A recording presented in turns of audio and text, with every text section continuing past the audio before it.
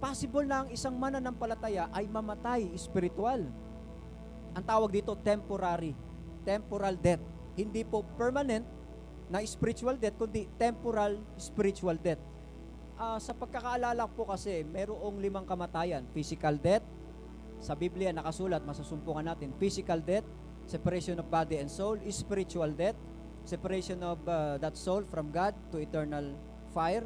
Meron din naman sexually dead, 'di ba? Yung mga barren, mga baog, hindi kayang magdalang tao. Patay din 'yan. So isa rin po 'yan. Meron din tinatawag na ang tawag dito, second death, pangalawang kamatayan. 'Di ba? Meron din naman pong tinutukoy na may sinasabi na naman, temporary death.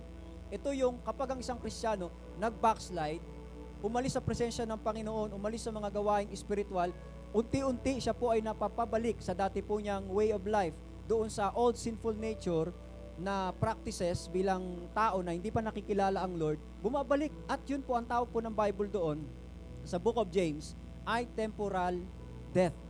Kamatayang pangsamantala, hindi naman talaga ikaw namatay. So mabubuhay ka ulit kasi, kaya po yun pansamantala kasi ang isang tao pong na kay Kristo na, hindi na po yan mamamatay spiritual. Temporary namamatay ang isang tao kasi nawawala po yung pagkilos ng banal na espiritu. Kagaya nung the prodigal son, naalala po ninyo yan? Yung story ng prodigal son sa Luke chapter 15, nung iniwanan po niya yung kanya pong tatay, di ba? Dahil sabi niya, kunin ko na lahat ng mana ko. Mabubuhay ako ng sarili ko, marangya at malayo sa authority, sa puder ng aking tatay. So sa kwento na yon, nung maubos ang yaman, di ba naalala niyo po yan?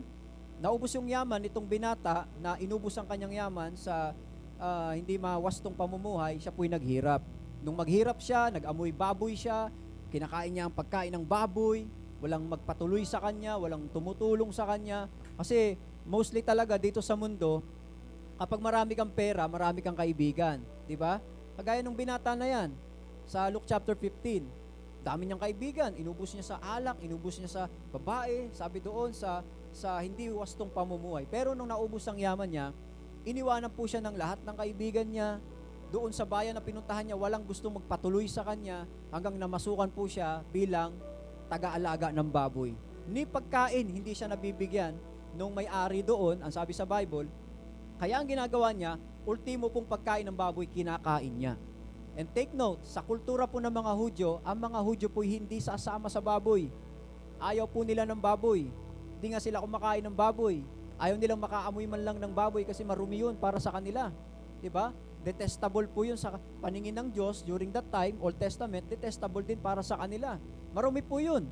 Pero bakit yung itong lalaki na ito, ibinaba po niya ang kanya pong dignity bilang mananampalataya, dignidad po niya para lang kumain. Tingnan po ninyo yan. Yung pong kwento na yan, mga kapatid, nagpapahiwatig ng isang mananampalatayang lumayo sa kanyang amang espiritual, makalangit, at nabuhay muli sa makamundong gawain.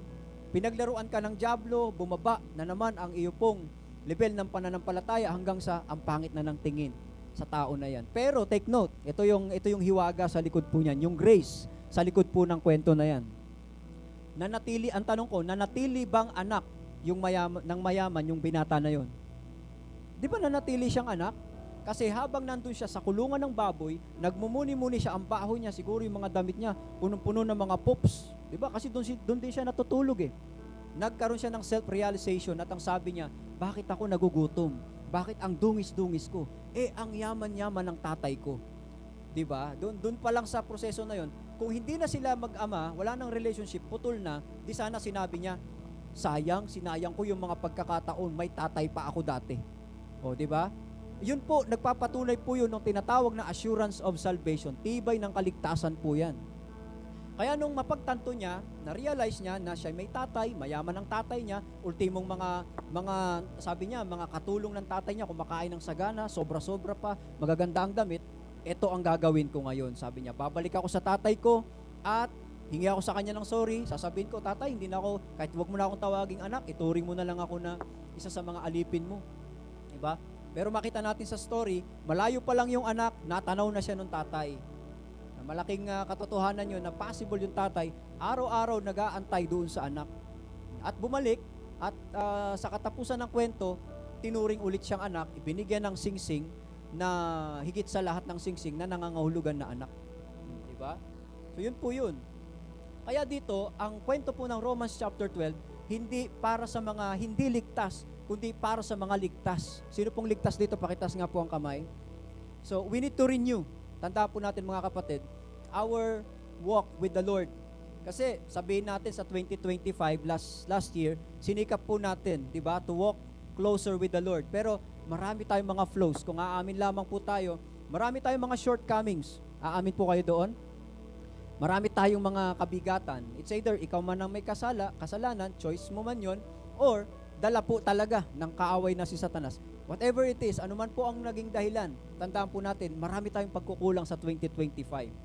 And this is the reason kung bakit po ang topic po natin is, sabi nga po natin, living sacrifice.